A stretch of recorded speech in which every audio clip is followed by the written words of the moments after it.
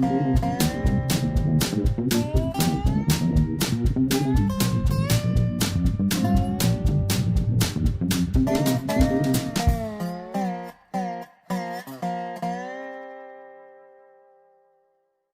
is Dave Monk, Prairie Monk, WAFT Champaign, 90.1 on your FM dial. And I want to go back to Rantoul, to the Pope Prairie this week. It was a huge storm came through. I went up there on Friday, and it was good, nice weather, but some of the corn was lodged, and trees were down here and there. So I went early and was casing out the Pope Prairie. One big tree down across our access road. It can be removed. So I was there not only to check out the prairie, but to also meet with a contractor.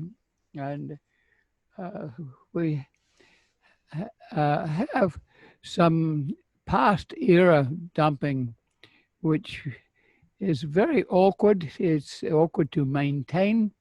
It's not beautiful. And we would like to landscape the area so it would be much more ambient. So I've been talking to a family that owns their homestead is just across Route 45, so it's very, very close. And the leader was a planner, a city planner for the village of Rantoul. So we know each other from a long, long time. And he has 4 generations of children, and they live in the area. And one of them is a concrete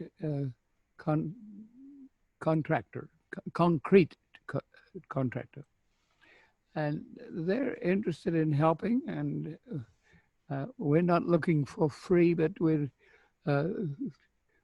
put quite a bit of money into trying to tidy this area up. We don't exactly know what was there.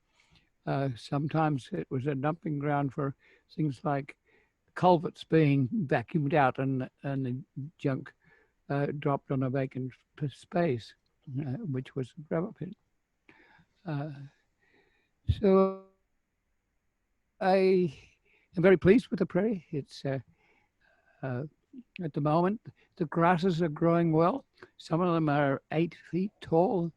There are a range of grasses. There's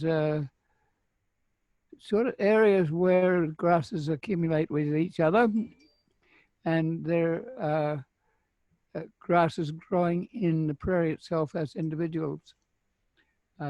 These are clump grasses that don't spread out like your lawn. They're a clump, and they have deep, deep roots, fibrous roots. At the lower level where there's water, cordgrass accumulates, and it has a 10-foot fruiting body. It leans over so it doesn't look like 10 feet, but it's got rhizomes, and if we want to increase it, we can move our rhizomes. If you put seed together, it takes 10 years before the seed gets to the point where you can see it. Medium, as you go up the Bloomington Moraine, you're getting big blue stem Indian grass and perhaps some switchgrass. And then on top of the hill or in dry places, like on old interurban corridors that had some gravel, then it's little blue stem and bootaloo or side oats. And there's a needle grass that grows there quite well. So as you walk into our prairie from the north, section roads 3200, you'll encounter, first of all, Equisetum. Equisetum is an interesting plant where all the leaves have been reduced to almost nothing, and the photosynthetic body is the stems. So its photosynthetic function is through the stems, and it comes in large clumps, uh, usually, and it has fruiting bodies on the top, and it's a little on the primitive side. You go past that and past some of the ugly area that we want to clean up, and then you get to about the middle of the prairie, and you can look from an old Route 45 road. You can look across a gravel pit where 8 feet of gravel, glacial till, was removed for road pack and probably other purposes too, but it's a very good road pack. And you can see the native vegetation on the other side of the gravel pit.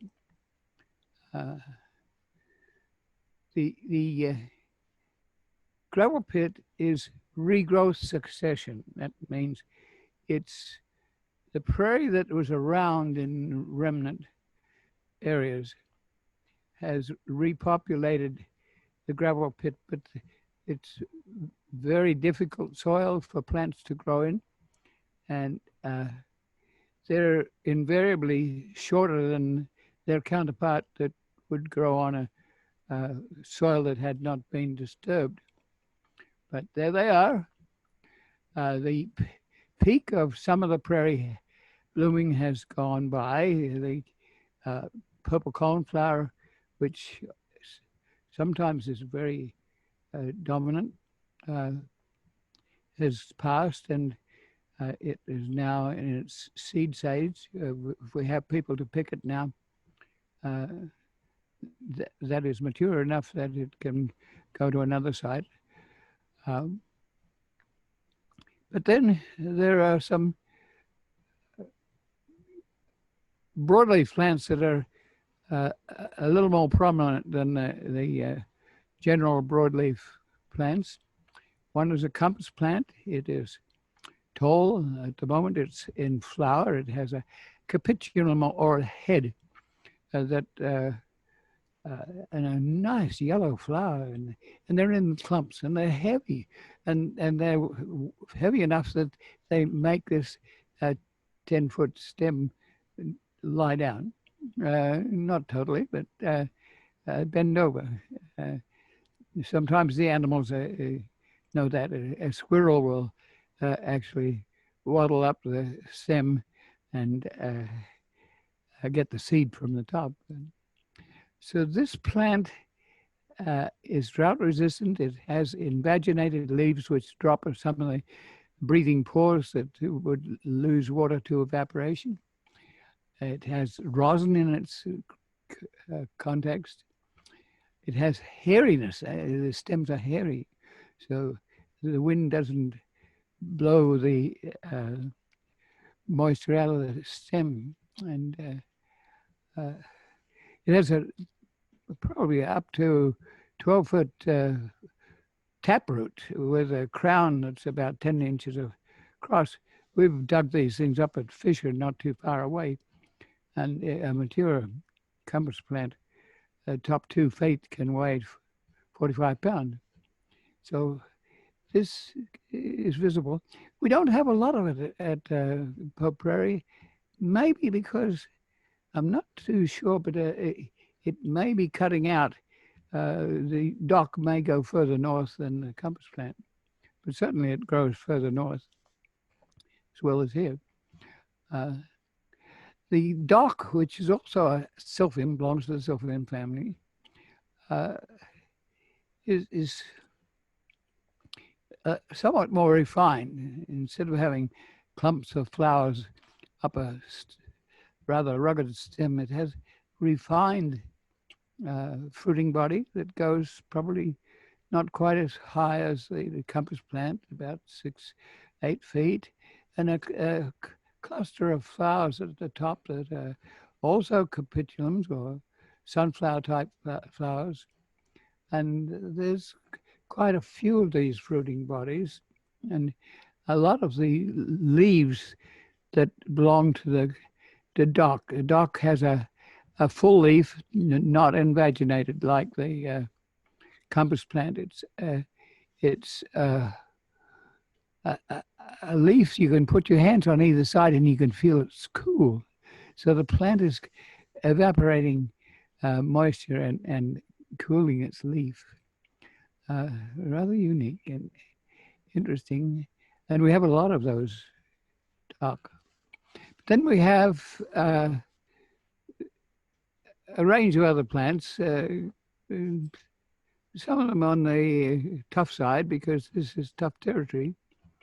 There's rosinweed with opposite leaves, and there's prairie roses. I have a list of them here somewhere. Spurge, which is fairly common. Yellow coneflower. Prairie rose, I think I might have mentioned. There are legumes. There's baptisia, which is the legumes at the moment are past their flowering stage. Baptisia has big pods, almost that you could rattle. You've got to be quick to get the seed because it's proteinaceous, and there's all sorts of creatures that like to use it. There's a lead plant and prairie clover, and they're all there and doing well. Overall, there's a liatris. There's a couple of different types of liatris. One is a blazing star, which has a full plume upper stem, and otherwise there's a button liatris, which has little bumps of flowers down the stem. It flowers later. So yesterday's button liatris was not yet flowering, but the gay feather certainly was. And if you stand off, you can see a blue haze, which is the liatris. It's kind of a diplomat, and it's in full bloom at the present time, and it's the sort of thing that you ought to visit to see. There'll be individual specimens here and there, but also a crowd in some places. There's a small creek that runs through, so where we have wetland species, and so very nice to be there and to share that experience. It will be a long time before the groups of organic matter get together and invite in other plants that are more sophisticated. And we have to be aware that there are other creatures that are going to use this territory, especially deer. So we don't put out really delicate plants that we have to evolve in a greenhouse and then transplant out in a place that is their niche or their domain. So it's not just deer. There are lots of mice, meadow voles, and there are snakes that find these mice, and there are also butterflies. And it's amazing, if you have a little territory, the butterflies will come, the insects will come, and there are sounds of the insects. And so I met up with the contractor and took him on a brief tour of the gravel pit prairie and of the remnant prairie. And then we looked at the dumping area where we don't exactly know what's there. And so it might be that we open up a territory, but I think it's okay. But certainly we would need to be able to walk around and maintain that area. And it's nearer to the north entrance to the prairie, and it should not be an ugly sight with dumping there. There's some fence posts that we'll save, but there are also logs of wood that have been dropped there. Some of those we'll put along the roadside so that people can sit occasionally. It's not easy walking around the prairie, especially. I was wearing Wellington boots, and Wellington boots don't fit very well, but they do prevent ticks from climbing up your trouser legs. And so when we work there, we usually have those sorts of boots. I did a lot of walking. After the contractor left, I went back to take some photographs. And interestingly, we had a meeting at WEFT on Zoom where they're trying to put together a Zoom WEFFest and doing some promotionals. And one of the questions was, there's a couple of us that do visual work as well as radio. So we have a radio program that we double as a visual program with the help of Urbana Public Television. And that visual program goes up on UPTV Channel 6 twice a week, and then up on video on YouTube. So there was some debate about could we have a clip.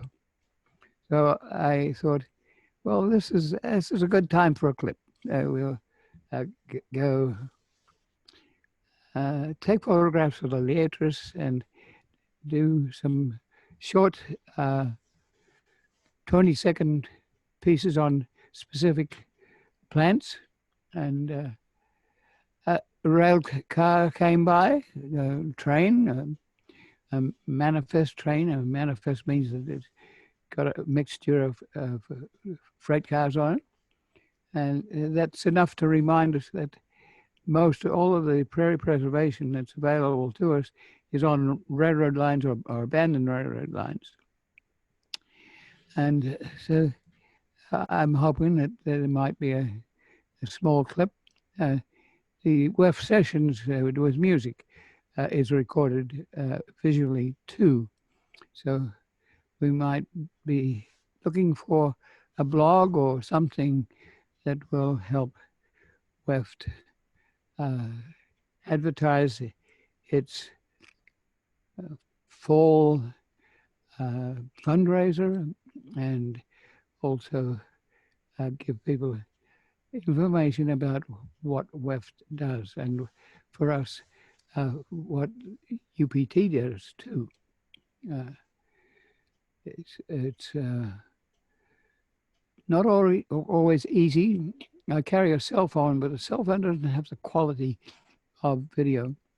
On the other hand, video is very expensive of time, and you have to edit it, and it's quite a task. We're proud when we get something.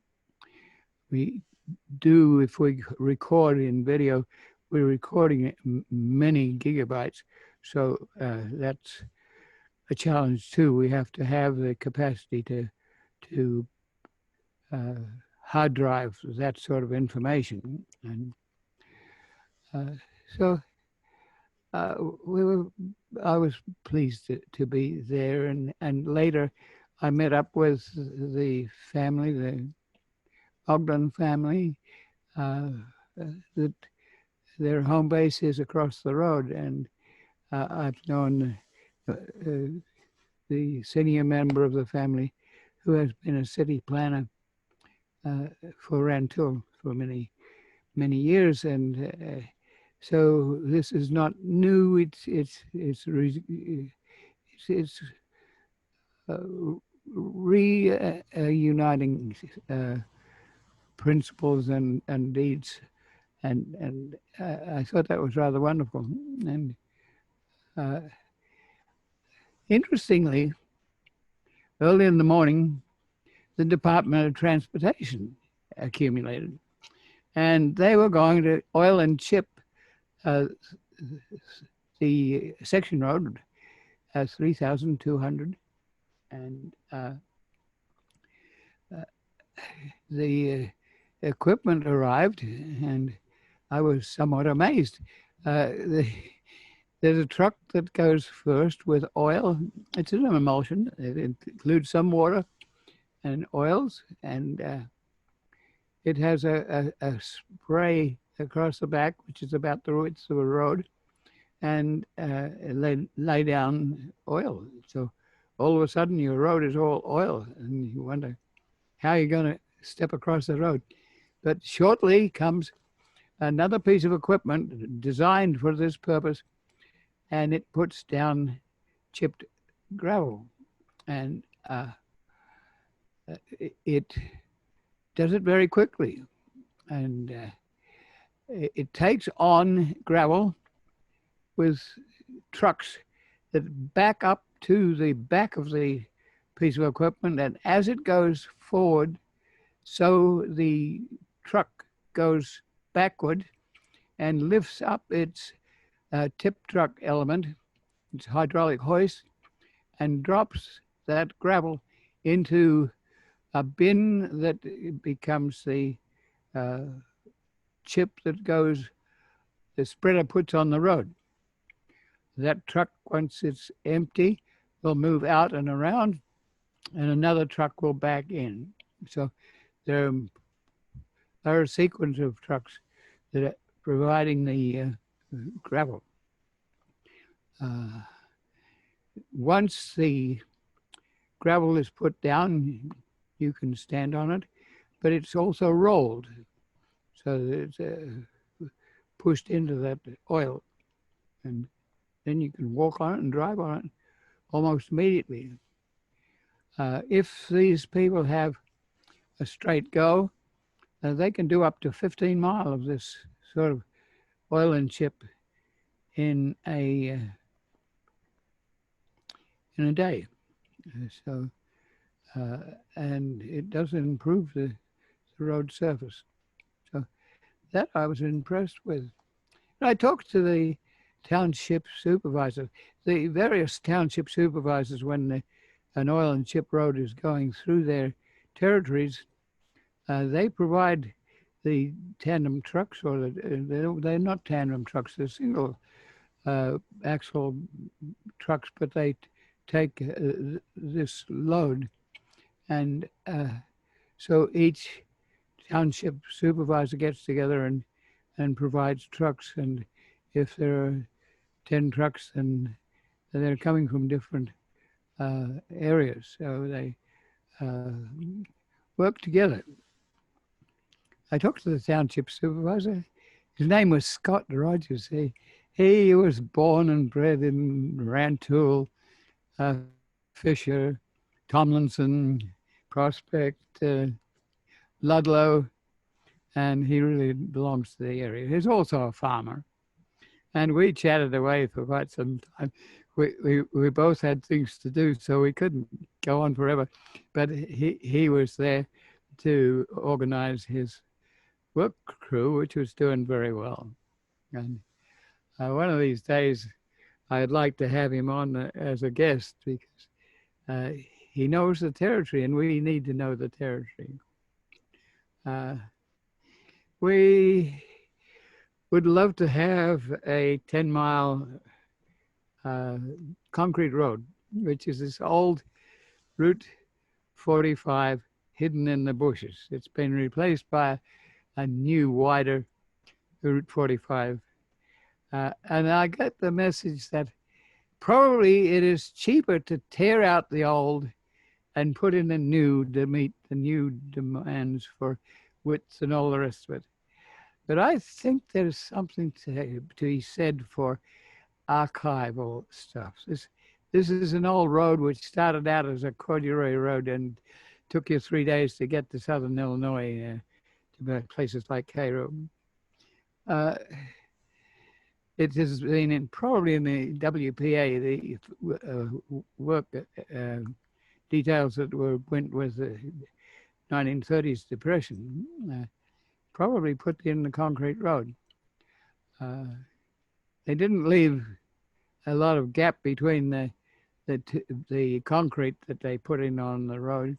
So every once in a while, on a hot day, the concrete expands and makes an explosion. So we'll have to deal with some of that because people don't realize those bumps are there and they can fall over and break an arm or whatever. So we have to do something about that.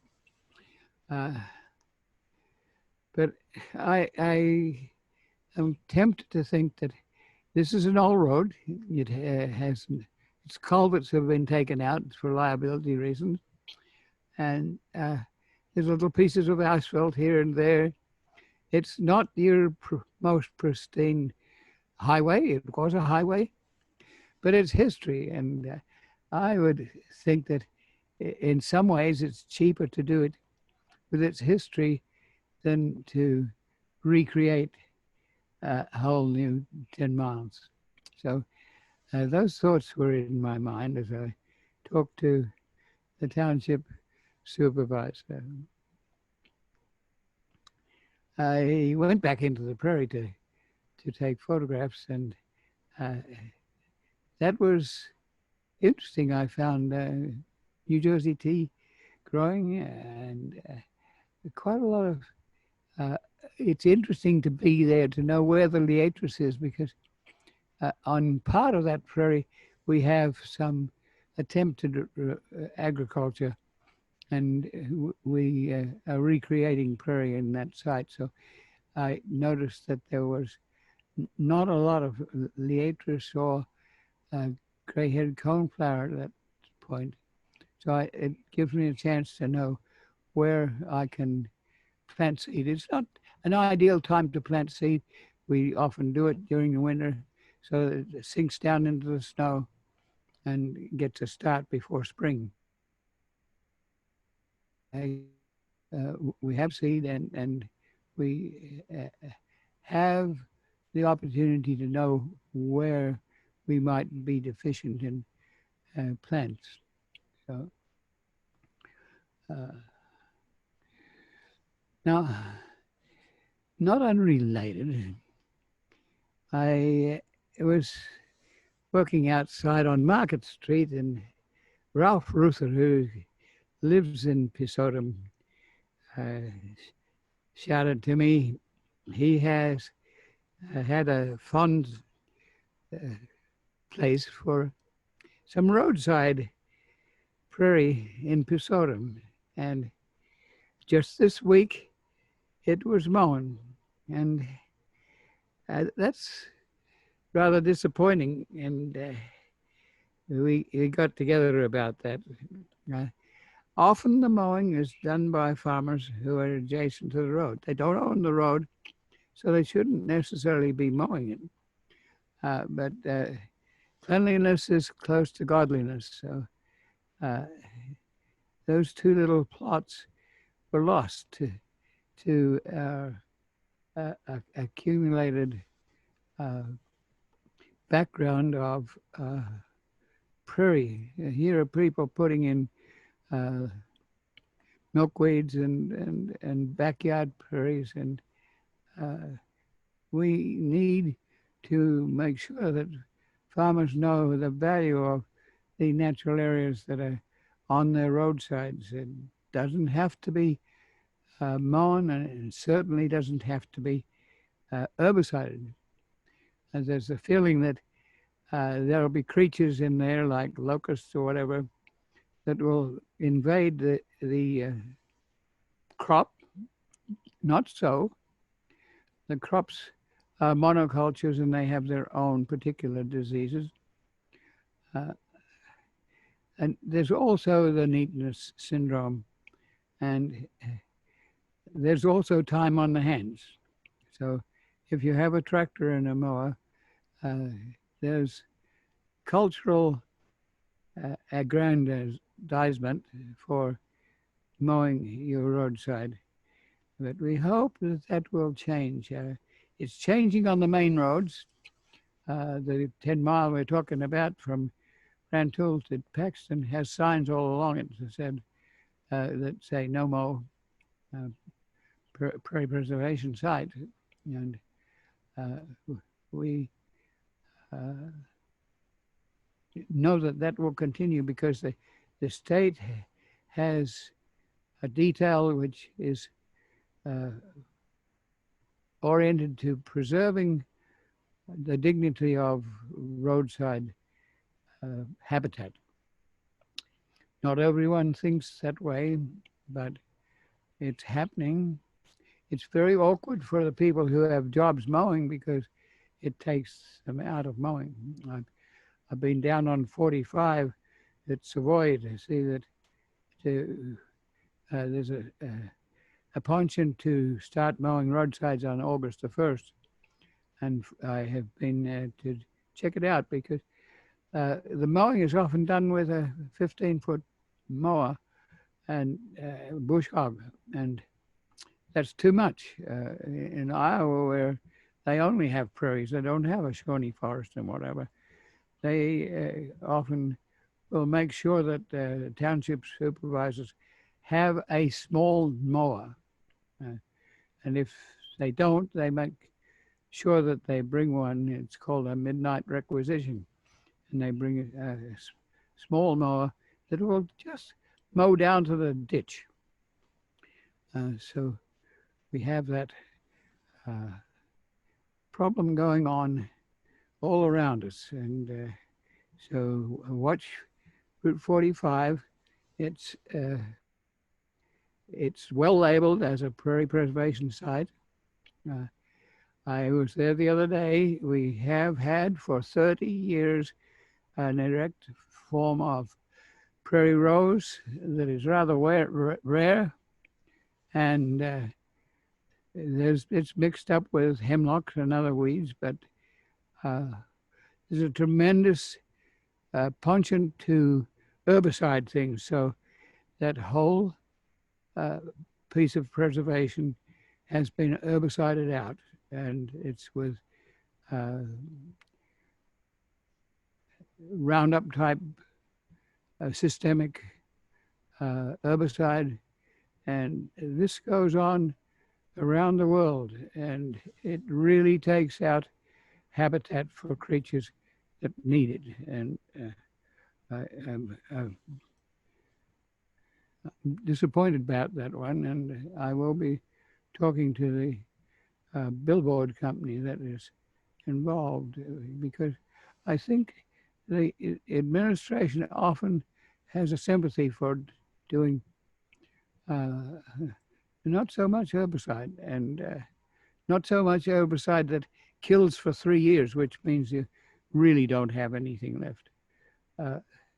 So I just hope to do something about that one. Now, I want to go back to tax base. We received a postcard from DeWitt County to say that there's a small, narrow strip of right-of-way adjacent to your railroad bed in DeWitt County, and that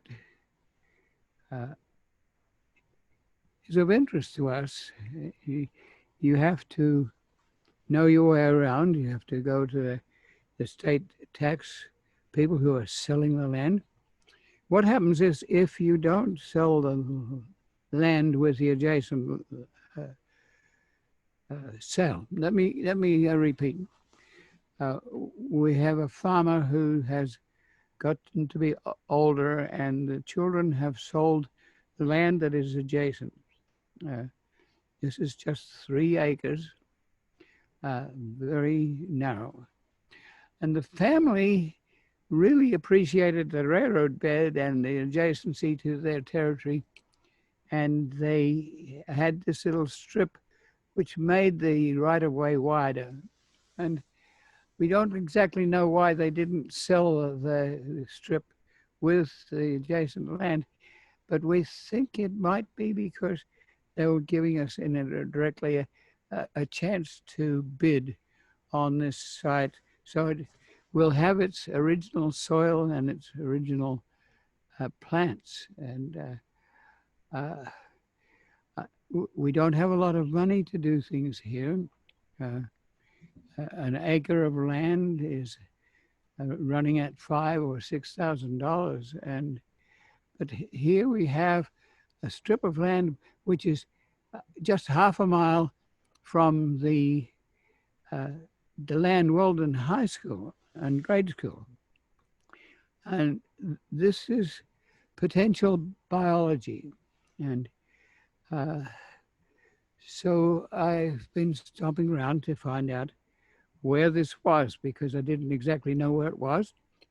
And I called the DeWitt County treasurer, and gradually I got access on the computer to the site.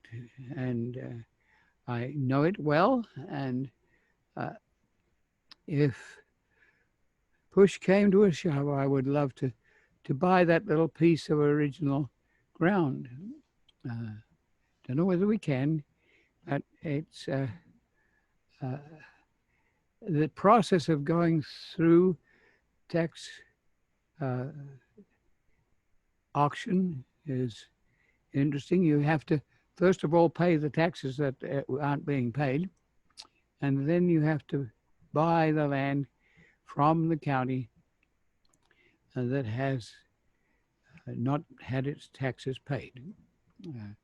And that maybe if land is worth $5,000 an acre at that point, it may be less than that because it has trees on it and it has vegetation on it and it has drainage on it. So that land might not be as valuable as $5,000 an acre. But we have to think about that. And it's interesting to see your railroad bed still intact. It's now 30 years since we bought it. It's a conservation area. And I had two elderly gentlemen approach me on Market Street and ask about the potential trail.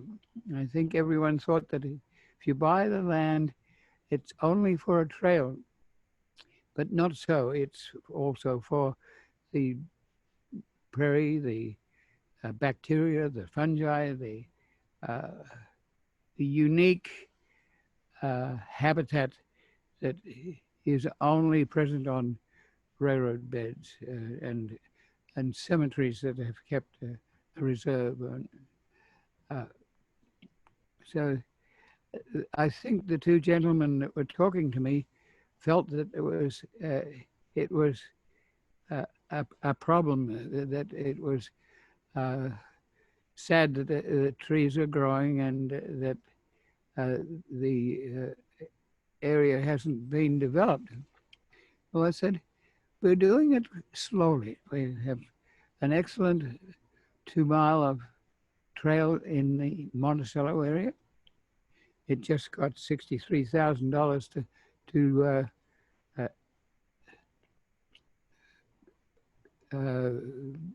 surface an extension that was put in at popular demand.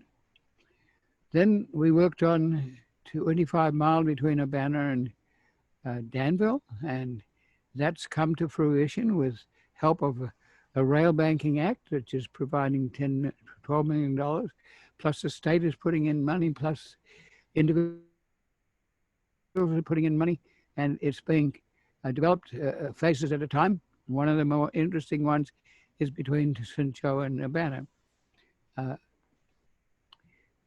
So that creates a realization of what a rail trail is. People can see it, they can drive by it. They don't have to necessarily walk on it or ride a bicycle on it, but they can see people doing that. So we have good examples now, and it's almost ready time to think about a trail from Whiteheath to Clinton. On the other side, we have already thought about bringing historic rail cars into Champaign on some of our 4 miles of abandoned railroad bed between Whiteheath and Seymour. And there's a whole discussion about another 7 miles, which is still active in the sense that it's got rail, but it's not active in the sense that it's being used to freight out grain. So you're very dependent on your friends and relatives to know whether you can do something about these things. There needs to be some planning. It's costly to have a strategic action plan. You need one that's for engineers and planners and stakeholders. That might be 30, 40, 50 pages long with maps and charts and details. It might be a state plan, it might be a local plan, but somebody has to start it somewhere.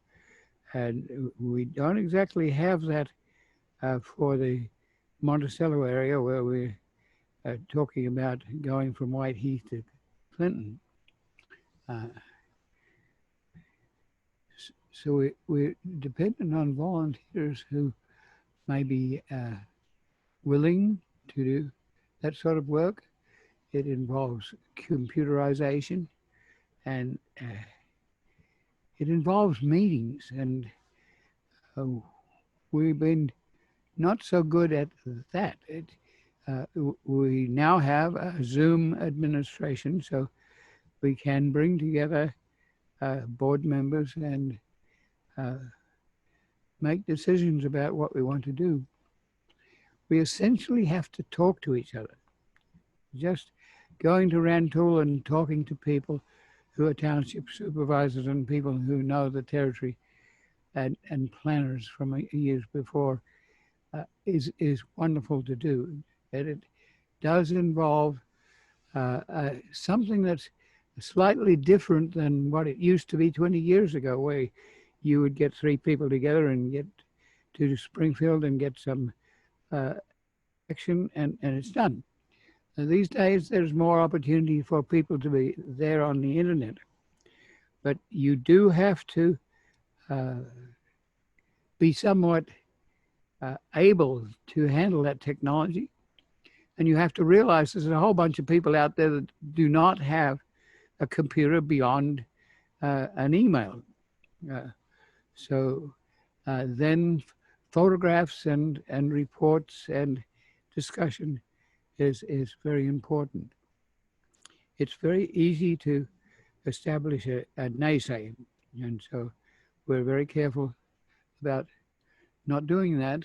And so the 2 gentlemen that were disappointed that the trail had gone naturally, I have to say, conservation is a land use.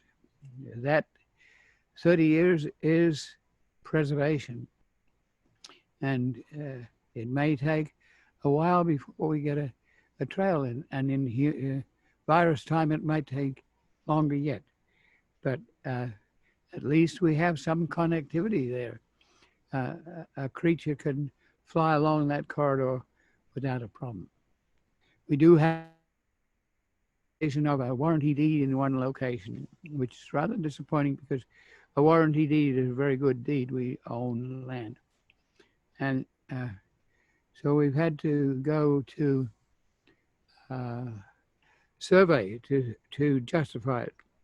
Survey comes in several levels. One of them is if your friends and relatives and a tree at one end and a tree at the other, that's good enough for a line. If it's a railroad, it perhaps is the fence line that kept the cattle off the railroad bed. But if you are thinking to go to the court to take out a court injunction, then the survey will be very different. It will involve putting rebar down 3 feet under the earth to make sure that pegs are not removed, and it's very costly. So we're in the process of paying $12,000 to have a survey on a quarter of a mile. And so that's one of those situations where we're sitting in the wings, hoping that the national level of interest in trails, the interest in recreation and the health benefit of trails will be such that we'll eventually be able to bring a trail from Monticello through to Weldon Springs State Park, where there's an artesian lake where artesian water comes up from the aquifers and fills the lake. So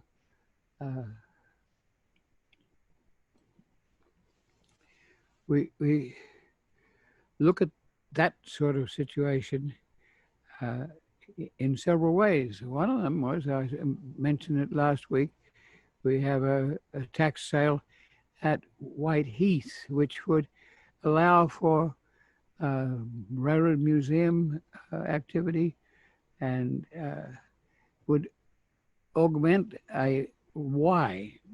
And the Y is where you have a triangle that you can turn a train around or send a train off in a different direction, either to Champaign or to Clinton or to Monticello.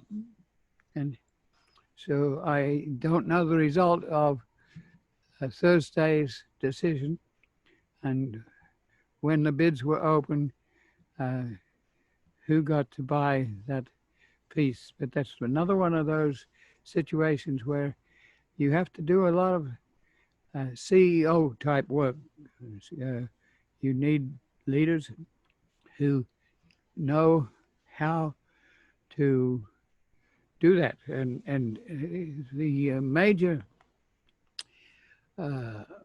conservation groups within the state and federal government and outside of it with private enterprise are running seminars that are webinars that look at how you can encourage this leadership so that when something happens like a tax sale, you have someone who knows what is going on and has talked to various people in the community.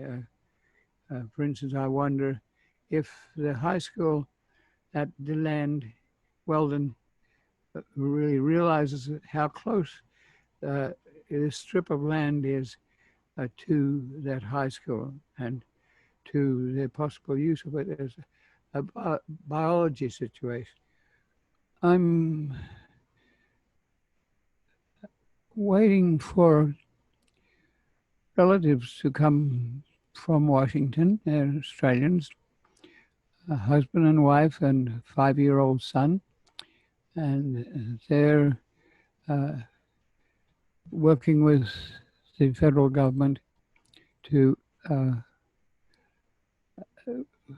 as ombudsman in the military.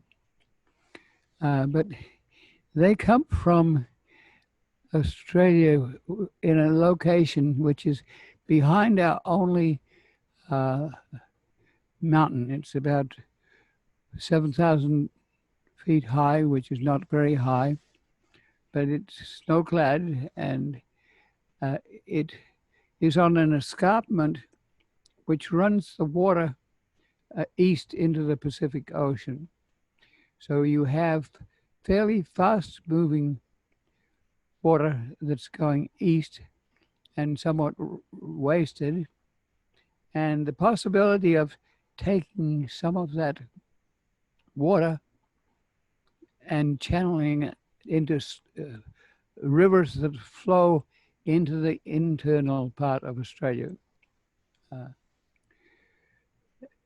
It's called the Snowy Mountain Hydroelectric System, uh, SMHEA, and it uh, is a tourist attraction. It's sort of Australia's seventh wonder of the world, and so some of the water that flows east is dammed and channeled through the mountains to uh, several dams that are, and at each occasion, water is used to create hydroelectricity. And there's a big irrigation storage dam called the Hume Reservoir at the bottom.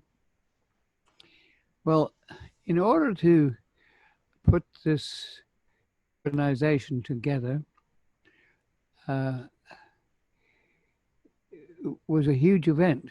And one of the events was to put in a railroad from Albury, which is on the west side of the Mount Kosciuszko Mountain, and take a train up the rise so equipment could be brought into the areas concerned. That has now been completed for many years, and but the railroad has been there, very seldom used, except for grain and things like that. So it has been retired, along with a lot of the railroads in Victoria and New South Wales. But my relatives who are coming are living, or their home base. They're my sister's children, so one lives permanently in Albury, and one is here as an ombudsman person in the U.S. for the moment. I have evil intent of thinking that they would like to see our trails. We can't be inside together too much. So I'm thinking that they may like to go to this, I think it's probably 30-mile long railroad that has been converted into a trail. And could they, as ombudsman, be able to go to that trail and improve it by organizing volunteers, or perhaps providing equipment or materials? It might not be my relative's bag, so I have to be very careful about doing this. I like to think that many of the trails that are in the U.S. have been augmented, developed in the first place, and then augmented by volunteers and people who have donated to these narrow strips. And this one is so attractive. It goes up the hill to the alpine areas, and could it be extended a little further to the peak of the mountain? That's a possibility. Could there be adjunct services on the way? The grandfather who grew up, or father grew up on adjacent to this corridor. Could there be a demonstration dairy farm, or are there early settler buildings? How, if you're riding a bicycle, can you go off that trail and find features that are interesting? So in the next couple of days, when my visitors come, I will be showing them some of these features and hoping perhaps that they might be involved in that sort of situation in Australia.